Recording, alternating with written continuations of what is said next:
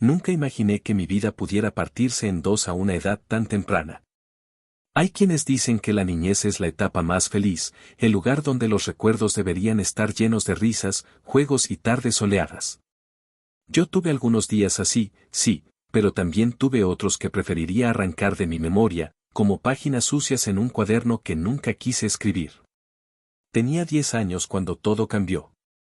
Esa mañana, recuerdo haberme despertado con el olor del pan tostado que preparaba mi padre. Mi madre estaba en la cocina, moviéndose como siempre entre el café y la estufa, sin mirarnos demasiado. Mi padre me despeinó, como hacía todos los días, y me dijo que me apurara o llegaría tarde. Yo reí, él rió. Y esa fue la última vez que escuché su risa. La llamada llegó al mediodía. Un accidente. Un auto. Un impacto instantáneo. El tipo de noticias que rompen una casa sin necesidad de levantar la voz. Mi madre no lloró. No gritó. Solo se quedó mirando la pared, como si algo en ella fuera más interesante que la muerte de su esposo. Yo no entendía nada. Quise abrazarla. Quise que fuera ella quien me abrazara a mí. Pero lo único que recibí fue silencio. El tipo de silencio que te apuñala. El tipo de silencio que te dice que estás solo, aunque haya alguien más en la habitación. 2 días después, simplemente, se fue. Sin despedirse. Sin dejar una carta. Sin mirar atrás. La puerta se cerró y yo me quedé con mis piernas temblando, mis manos frías, mi corazón roto y una maleta que ni siquiera sabía si debía abrir o dejar donde estaba. No lloré. No pude. No entendía cómo se supone que debía reaccionar un niño que pierde a los 2 padres en 48 horas. Pero entonces llegó él. Daniel. Mi tío. El hermano menor de mi padre. 10 años mayor que yo. Apenas un adulto, casi un adolescente con responsabilidades que nunca pidió. Entró a la casa sin tocar, con la respiración entrecortada y los ojos rojos. Me encontró sentado en la alfombra de la sala, abrazando mis rodillas. Alex, susurró. No dijo nada más. Se arrodilló y me abrazó. Su pecho temblaba. Su voz se quebraba. Pero sus brazos eran cálidos. Fuertes. Sinceros. No estás solo, dijo. Nunca vas a estarlo. Y cumplió. La tutela fue un caos. Papeles, firmas, reuniones. Gente de la familia intentando decidir qué hacer conmigo, como si yo fuera una caja olvidada en una bodega. Daniel no dejó que me movieran ni un centímetro lejos de él. Firmó documentos. Pelearon con otros familiares. Trabajó horas extra. Abandonó lo que quedaba de su juventud, por mí. Me llevó a vivir con él. Un departamento pequeño, sencillo, lleno de cosas desordenadas y un sillón verde que olía a galletas viejas. Pero era un hogar. Mi primer hogar real. Éramos un desastre. Él intentaba cocinar y quemaba hasta el agua. Intentaba peinarme y me dejaba peor. Intentaba despertarme temprano y siempre fallaba. Pero aún así, era perfecto. Daniel era como un hermano mayor, un padre joven, un amigo torpe, todo al mismo tiempo. Su sonrisa era extraña, su humor infantil, y su minivan era motivo constante de mis burlas. ¿Vas a buscar niños al kinder?, le decía. Él protestaba, luego estallaba en risa, y siempre me lanzaba una almohada en la cara. Ese era nuestro lenguaje. Bromas, peleas de mentira, risas. Era mi manera de decirle te quiero, porque nunca fui bueno diciéndolo en voz alta. A veces me quedaba despierto por la noche, preguntándome por qué no se había rendido. ¿Por qué no me había dejado en manos del sistema?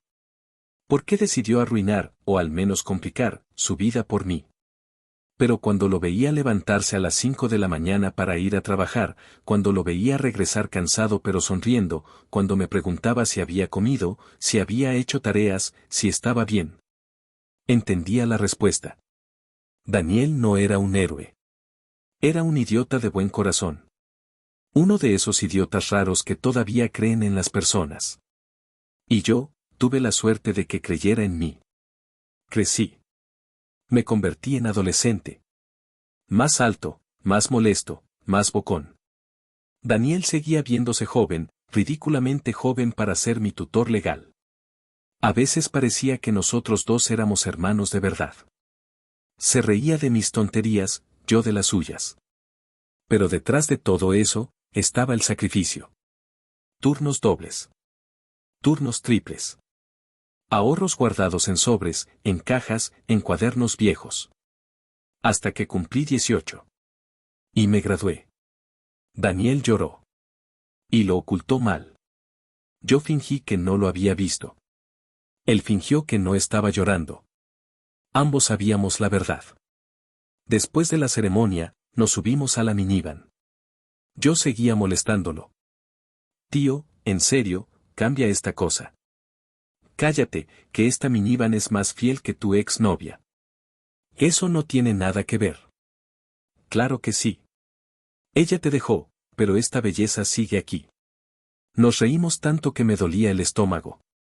Era una noche perfecta.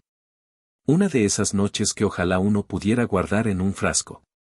Pero el destino no respeta esos deseos. Nunca lo hace. Recuerdo el sonido. Un rechinido agudo.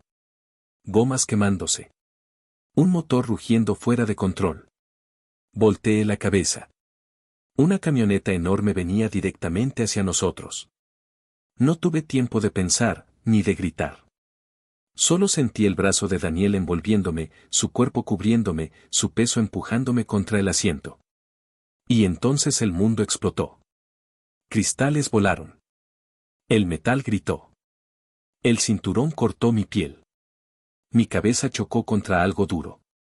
Sentí sangre caliente bajando por mi mejilla. Pero seguí consciente. Daniel no. Su cuerpo cayó sobre mí. Pesado. Inerte. Silencioso. Tío. Tío, despierta. Por favor. No se movió. No parpadeó. No respondió. Mi corazón martillaba de puro miedo. Olía a gasolina, a metal quemado, a sangre. La ambulancia llegó. Fueron segundos o minutos, no sé. Me arrastraron fuera. Yo me resistía. Gritaba su nombre. No lo dejen. Ayúdenlo. Él me salvó.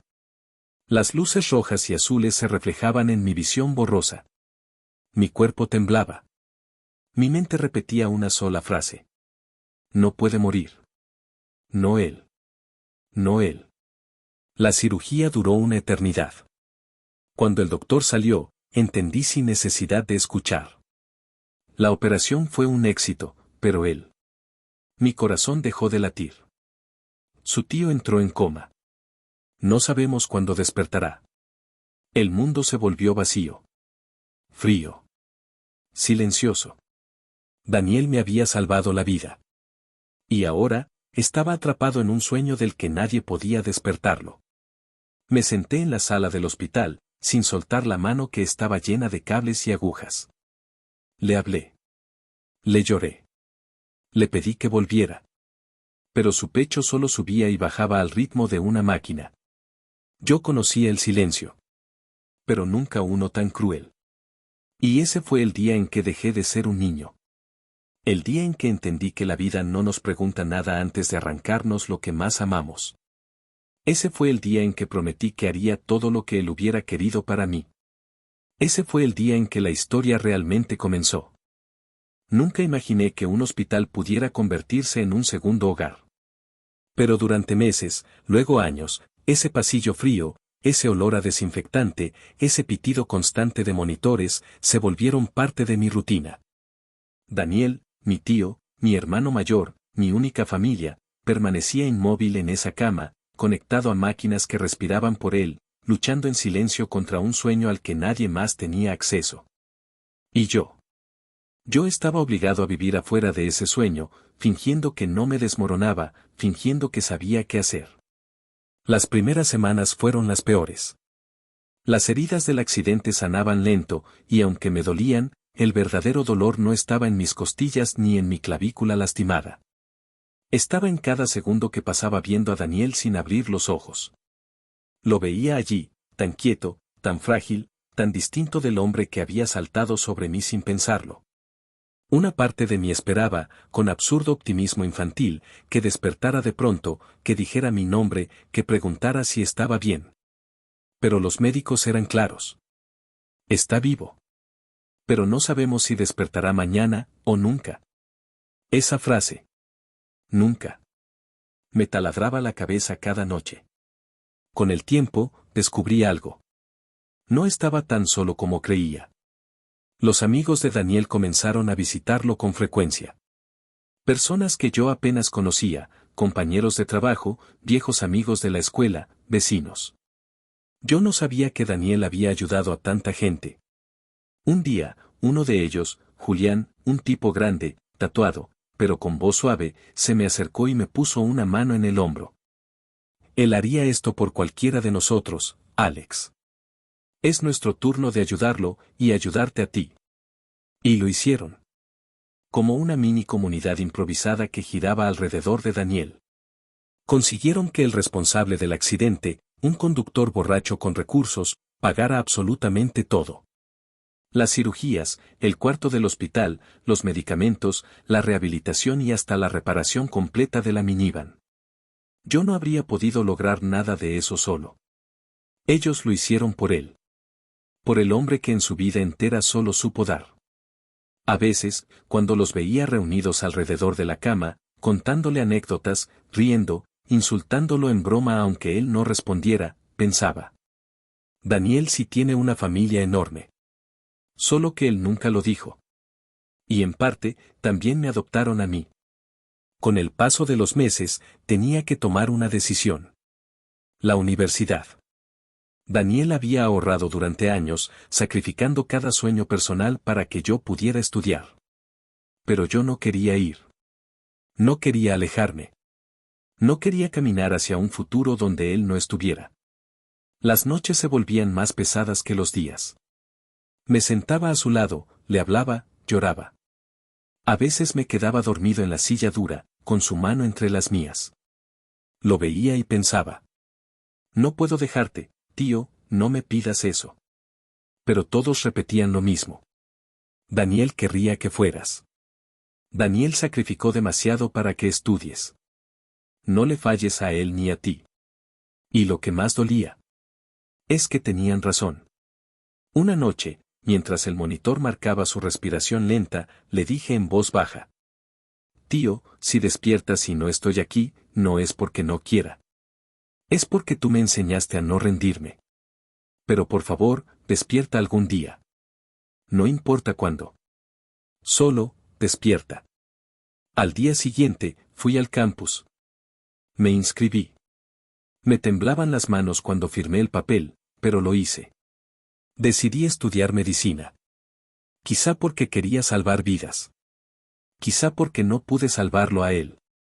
Quizá porque necesitaba entender, en mi cabeza rota, cómo se podía reparar un cuerpo cuando su dueño no estaba consciente para pedirlo. No sé.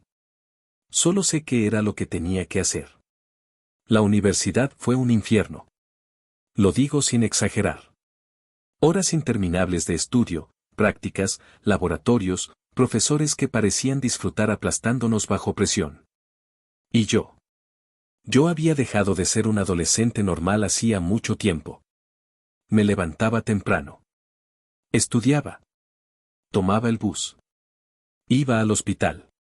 Volvía a estudiar. Dormía unas horas. Y repetía todo otra vez. Mis compañeros salían a fiestas, yo salía corriendo al hospital. Mis compañeros discutían exámenes, yo discutía conmigo mismo si Daniel estaría orgulloso de mí. A veces, mientras revisaba cadáveres en la sala de anatomía, mi mente volaba hacia él, respirando silenciosamente en esa habitación blanca. Y me golpeaba la idea. Estoy aprendiendo a salvar a otros. Pero no puedo salvar a la única persona que quiero que despierte. Era un pensamiento cruel. Pero siempre regresaba. Aún así, había algo que me mantenía firme, mis visitas a Daniel. A veces le contaba sobre mis clases, otras veces sobre mis fracasos. Incluso le solté uno que otro chisme de la universidad. Y cuando mi novia me fue infiel, porque claro, tenía que pasar en el momento menos oportuno, fui directamente al hospital. Me senté a su lado. Le agarré la mano. Y como un idiota, le conté todo. No puedo creerlo, tío. La encontré besándose con otro tipo detrás del laboratorio, y yo ahí como un imbécil. Si estuvieras despierto, te estarías riendo de mí, ¿verdad? Sentí que él soltaba una risa imaginaria. La escuché en mi cabeza. Era tan real que casi me molesté. Las enfermeras decían que yo hablaba solo. Pero ellas no entendían. Yo no estaba solo. Nunca lo había estado. 3 años. 3 años de rutinas, exámenes, sobresaltos, aprendizaje, dolor contenido, esperanza interminable. Hasta que un día, el mundo se rompió otra vez. Pero esta vez, para sacudir algo dentro de mí. Estaba en el campus, saliendo de una práctica, cuando mi celular vibró. Número del hospital. Mi corazón se detuvo un instante. Respondí temblando. ¿Aló? ¿Familiar de Daniel Herrera? Sí, soy su sobrino. ¿Pasó algo? Hubo un silencio. Uno que me arrancó el aliento. Su tío está despierto. No sé cómo llegué al hospital. Corrí sin sentir mis piernas. Ignoré a la recepcionista. Ignoré a los guardias. Abrí la puerta de su habitación sin tocar. Y ahí estaba. Daniel. Despierto. Sentado. Con los ojos abiertos. Y una expresión que jamás había visto en él. Sus manos temblaban. Sus labios se movían rápido, como si discutiera con alguien invisible. No. No acepto esa misión. No soy un personaje secundario, maldita sea. Devuélveme mis puntos. Me quedé congelado. ¿Qué? ¿Con quién hablaba? Entonces giró la cabeza, y me vio. Su expresión cambió de inmediato. Alex. Sonrió. Una sonrisa familiar. Humana. Real. Yo abrí la boca para decir algo, pero las palabras no salieron. Caminé hacia él lentamente, como si temiera que desapareciera si parpadeaba. Entonces, sin aviso alguno, él gritó. Un grito desgarrador, como si estuviera escapando de una pesadilla. No. No puedo morir otra vez. Las enfermeras entraron corriendo. Lo sujetaron. Tuvieron que sedarlo. Yo retrocedí, con el corazón colgando de un hilo. Mi tío estaba despierto. Pero algo en él había cambiado. Y no tenía idea de lo que eso significaba. Cuando Daniel despertó, pensé que el peor capítulo de mi vida había terminado. Pero estaba equivocado. A veces, despertar no significa volver. A veces, uno abre los ojos, y ya no es la misma persona que se durmió. Al día siguiente de su primer grito, regresé al hospital con la esperanza de encontrarlo más tranquilo. Me repetía a mí mismo que había sido una reacción normal después de 3 años de coma. La mente juega trucos, los sueños se confunden con la realidad. Eso me decían los médicos. Eso intentaba creer. Pero cuando abrí la puerta, lo encontré sentado, mirando fijamente a la ventana como si hubiera algo invisible flotando ahí. Recompensa no recibida, mis huevos, murmuraba. ¿Cómo que fallé la misión? Yo estaba en coma, maldito sistema incompetente. Me quedé paralizado. No sabía si entrar, salir o pedir ayuda. Tío, ¿estás bien? Daniel se giró tan rápido que la cama crujió. Sonrió. Pero su sonrisa tenía una grieta. Una pequeña fractura en la que no me había fijado antes. Alex, dijo con alivio sincero. Pensé que no vendrías tan temprano. Claro que vine, respondí intentando sonar normal. Tenía que verte. Hablamos unos minutos de cosas simples, la comida del hospital, mis clases, la minivan que estaba como nueva. Pero en cuanto hubo un silencio, él lo rompió con una frase que me dejó frío. Anoche regresé al mundo real. ¿Cómo? ¿Cómo que regresaste? Me miró como si fuera obvio. Transmigré, Alex. Estuve atrapado en una novela por casi 3 años. Tragué saliva. No dije nada. Esperé que se riera, que dijera te creíste esa, que fuera una broma pesada. Pero no. Daniel estaba completamente serio. ¿Una novela? Sí, asintió con convicción absoluta. Fui enviado a un mundo donde tenía un sistema. Misiones, recompensas, todo eso. Lentamente, sin querer, di un paso atrás. ¿Y cómo era? Pregunté para no alterarlo. Daniel entrecerró los ojos, como si buscara una buena descripción. Un infierno. El sistema era un inútil. Nunca me dio recompensas decentes. Ni siquiera me avisó de peligros. Y encima me descontaba puntos por inactividad. ¿Cómo quieren que cumpla misiones si me matan antes? Se detuvo.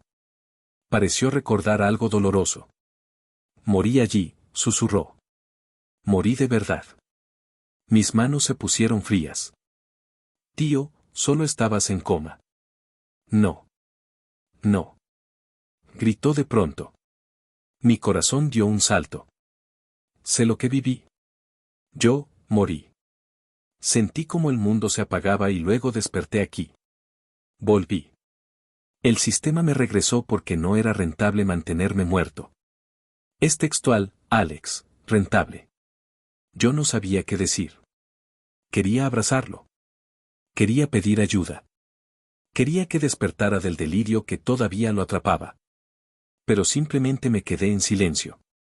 Y Daniel siguió hablando. El sistema me prometió una fortuna si sobrevivía 20 misiones. Fui estafado. No me dieron nada. Nada. Se dejó caer en la almohada, exhausto, con la mirada perdida. Tengo que volver a trabajar, supongo. Ese sistema no me va a dar ni un centavo. Quise decirle que descansara, que no tenía que pensar en trabajo ahora. Pero él se cubrió el rostro con las manos. 3 años desperdiciados, susurró. 3 años de mi vida perdidos en un mundo absurdo. Me sacrificaba, me esforzaba, moría, y todo para nada. Entonces comenzó a llorar. Lágrimas silenciosas, pesadas, que se escurrían entre sus dedos. Nunca había visto a Daniel llorar así. Ni siquiera cuando murió mi padre. Ni siquiera cuando me adoptó y se dio cuenta de que tendría que cambiar su vida entera. Esto, era distinto. Me senté a su lado y le agarré la mano. Tío, estás vivo. Eso es lo que importa. Él soltó una risa quebrada. ¿Vivo para qué? ¿Para volver a la misma rutina? ¿Para pelear con un sistema imaginario que ni siquiera sirve? ¿Para que todo el mundo crea que estoy loco? No supe qué responder. Porque en el fondo, yo también comenzaba a tener miedo. Sus cambios de humor. Sus discusiones con la nada. Su certeza de haber vivido 3 años en otro lugar. Su rabia. Su frustración. No era Daniel. No el Daniel que yo conocía. Los días siguientes fueron peores. Lo veía discutir solo. A veces tranquilo, a veces furioso. Le gritaba a la pared. Insultaba al sistema. Lo amenazaba. Le exigía recompensas. Le pedía una segunda oportunidad. Las enfermeras me decían. Es normal en pacientes que despiertan del coma. Los médicos me decían. Son delirios residuales. Pasará. Pero yo lo conocía. Sabía cuando mentía. Cuando exageraba. Cuando jugaba. Y esto no era un juego. Era dolor real. Frustración real. Miedo real. Daniel intentó volver a trabajar, fingiendo estar bien. Pero lo escuché insultar al sistema en el baño, culpándolo por todo. Lo escuché llorar creyendo que nadie lo oía. Y una noche, cuando pensó que yo dormía, lo vi sentado en la sala, abrazado a una almohada, murmurando.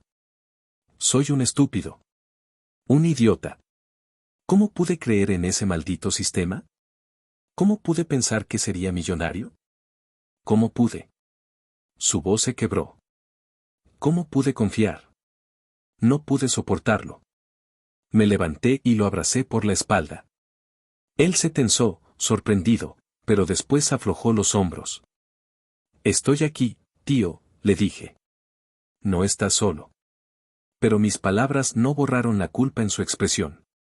Ni la sombra que se había instalado en su mirada. Esa noche entendí algo doloroso. Daniel había despertado. Pero no había vuelto por completo. Algo en él seguía atrapado en ese mundo que solo existía en su mente. Yo no sabía si iba a mejorar. No sabía si iba a empeorar. No sabía si tenía que prepararme para perderlo de nuevo, pero de una forma distinta. Lo único que sabía era que el Daniel que recordaba estaba luchando por regresar. Y mientras lo hacía, yo tenía que estar ahí. Como él estuvo por mí. Los días empezaron a mezclarse. A veces no sabía si era lunes o jueves. Corría entre el hospital, la universidad y las responsabilidades que la vida adulta me arrojaba en la cara.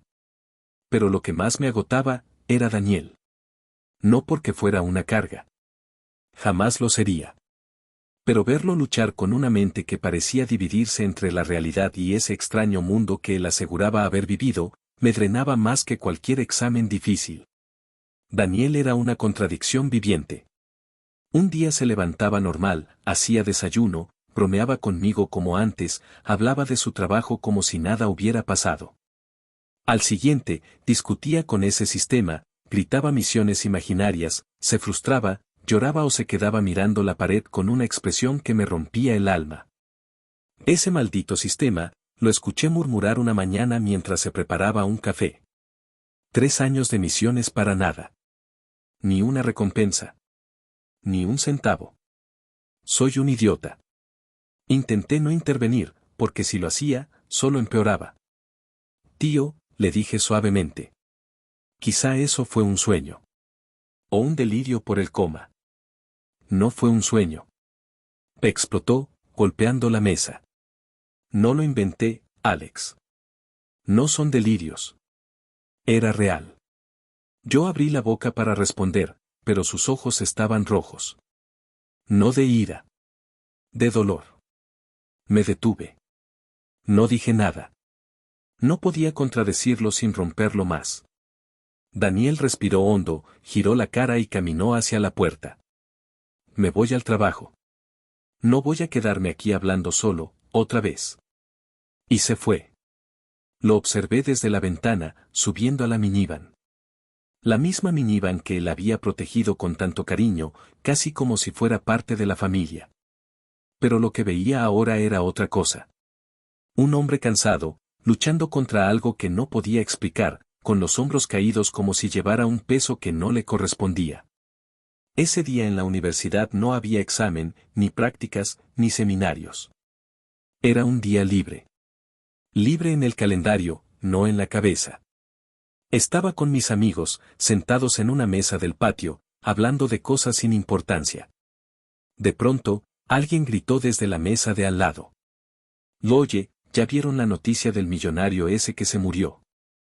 Qué suerte la del tipo que heredó todo. Era un grupo de chicos de otra facultad, siempre ruidosos, siempre conectados a redes sociales. Mis amigos voltearon de inmediato. ¿Qué millonario?, preguntó uno. Un viejo excéntrico que tenía como 5 empresas, casas por todo el mundo, autos de colección, todo eso. El chico agitó su celular con emoción. Y dejó todo a un desconocido. A un tipo que lo ayudó una sola vez. Mis amigos hicieron sonidos de sorpresa. Yo no puse atención. Estas noticias aparecían cada tanto. Entonces escuché la frase que cambió todo. Miren la foto. Dicen que ya encontraron al heredero misterioso. Mi amigo Pablo agarró el celular del tipo de al lado y rió. Imagínense que fuera alguno de nosotros, bromeó. ¿Y si fuera tu tío, Alex? Todos rieron. Menos yo. Algo me recorrió la espalda. Un escalofrío. Una intuición absurda y sin sentido. A ver, pásame, le dije. Tomé el celular. Y ahí estaba. La foto. Un hombre firmando documentos, con el cabello ligeramente revuelto, ojeras marcadas, expresión seria. Lo miré unos segundos, sin respirar. No podía ser. No tenía sentido. Pero lo era. Era él. Mi tío. Daniel. Sentí que la sangre me abandonaba el cuerpo. Como si me hundiera en un océano helado. No puede ser, susurré. Es tu tío.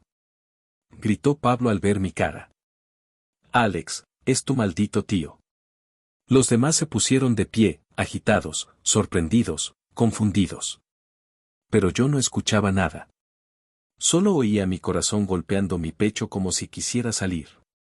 Daniel. Mi Daniel. El Daniel que lloraba por un sistema imaginario. Que decía haber sido estafado por una novela. Que no tenía un centavo extra. Que había trabajado toda su vida para sobrevivir. ¿Ese Daniel? ¿Heredando millones? No podía ser verdad. Tenía que ser un error, un tipo que se parecía a él, una confusión, una broma pesada.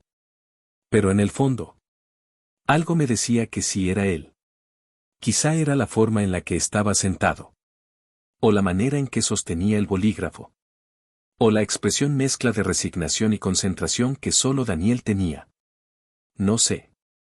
Solo sé que dejé caer el celular sobre la mesa. Alex, ¿estás bien?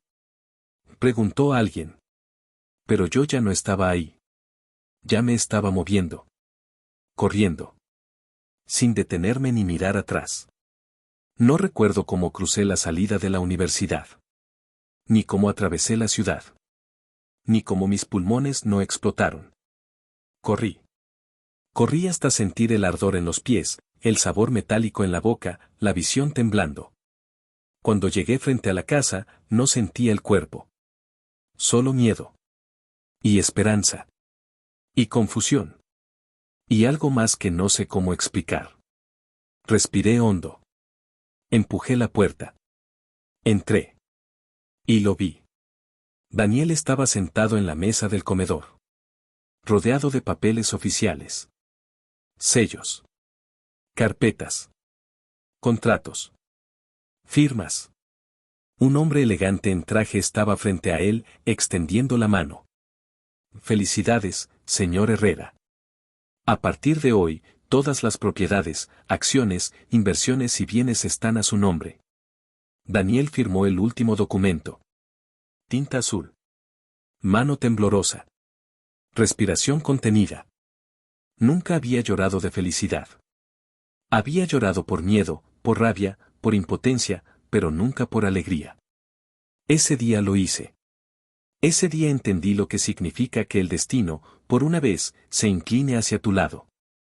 Cuando los papeles quedaron firmados y los abogados se fueron, Daniel y yo quedamos solos en la sala.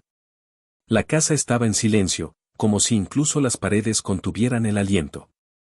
Él me miró. Yo lo miré. Y en ese instante, fue como si 3 años de dolor, de sacrificios, de miedo y de noches interminables se derritieran al mismo tiempo. No pude contenerme. Corrí hacia él. Daniel abrió los brazos antes de que yo llegara.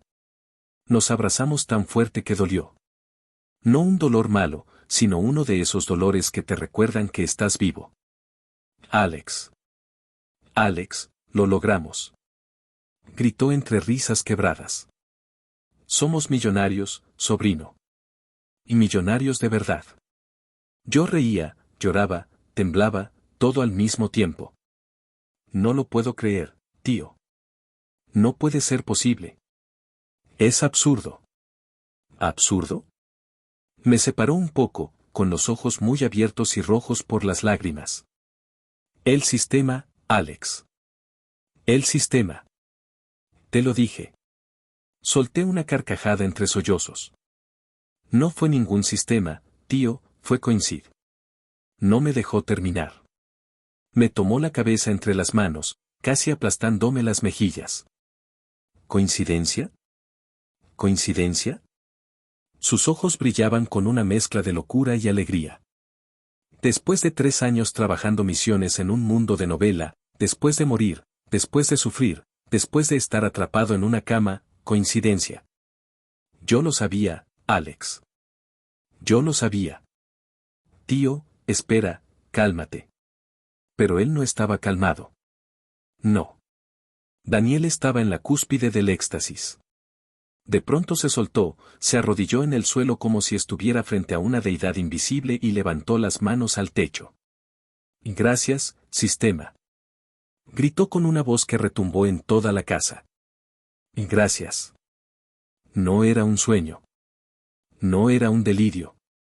Era real. Al fin obtengo mi recompensa. Yo me llevé las manos a la boca, entre sorprendido y sin saber si debía reír o preocuparme. Pero Daniel estaba feliz. Genuinamente feliz. Y yo no pensaba robarle esa felicidad. Se quedó arrodillado un momento, respirando profundo, temblando de emoción. Yo me arrodillé también, a su lado, y lo abracé desde atrás. Tío, aunque no sea por un sistema, te lo mereces. Todo. Todo esto. Daniel apoyó la frente en mi hombro y comenzó a llorar. No un llanto triste. Un llanto de victoria. De alivio. De vida. Pensé que nunca saldría del hospital, pensé que jamás volvería a ser yo, pensé. Ya pasó, le dije. Lo logramos. Sí, susurró. ¿Lo logramos, Alex? Después de todo, lo logramos. Nos quedamos ahí, abrazados en el suelo, llorando y riendo como idiotas, como niños, como dos personas que por fin salieron de una pesadilla demasiado larga. Ese fue el primer día de nuestra nueva vida. Mudarnos fue inmediato. El dinero llegó como un maremoto. Cuentas congeladas. Acciones heredadas. Propiedades repartidas en varias ciudades. Una cantidad ridícula de ceros en el banco. Lo primero que hicimos fue alquilar una casa enorme mientras buscábamos una definitiva. Una casa tan grande que nos perdimos las primeras 2 semanas. Alex. Gritaba Daniel desde algún pasillo. ¿Estoy cerca de la cocina o ya salí de la casa? Tío, la cocina queda a la derecha del pasillo donde está el cuadro del perrito. ¿Cuál cuadro del perrito? Hay como 10. La risa se volvió rutina. Compramos una camioneta negra enorme, de esas que siempre quisimos pero jamás pudimos costear. Daniel la amaba. Yo también. También compramos tonterías que nunca pensamos comprar. Yo me llené de libros caros, ropa buena, equipos de estudio. Daniel compró figuras de anime, pantallas gigantes, videojuegos, suscripciones, una máquina de palomitas y una silla que vibraba con los efectos de las películas. Si vamos a ser millonarios, decía, por lo menos déjame hacerlo con estilo. Comíamos fuera todos los días. A veces demasiado. Pedíamos lo que queríamos, cuando queríamos. Pero como todo lo nuevo, la emoción se gastó. Para mí, la universidad seguía siendo mi centro. Me gustaba aprender, avanzar, tener una meta. Para Daniel, no tanto. Él probó la vida de millonario y se aburrió en semanas. Un día, mientras yo estudiaba anatomía, escuché un grito desde la sala. Estoy aburrido. Salí corriendo pensando que algo había pasado. Pero no. Daniel estaba tirado en el sofá, con la pantalla del televisor en pausa, rodeado de snacks. Llevo 2 semanas sin hacer nada, Alex. Me siento muerto por dentro. Tío, entonces sal, ve al cine, ve a un café, haz ejercicio. No. Protestó como un niño. Quiero trabajar. ¿Qué? Trabajar. Por diversión. Quiero probar trabajos normales. Quiero ver cómo es ser un empleado cualquiera. Yo me quedé en silencio. Tío, pero no necesitas. Por eso quiero. Dijo señalándome con una galleta. Porque no lo necesito. Y así comenzó su nueva costumbre. Postularse a trabajos por puro entretenimiento.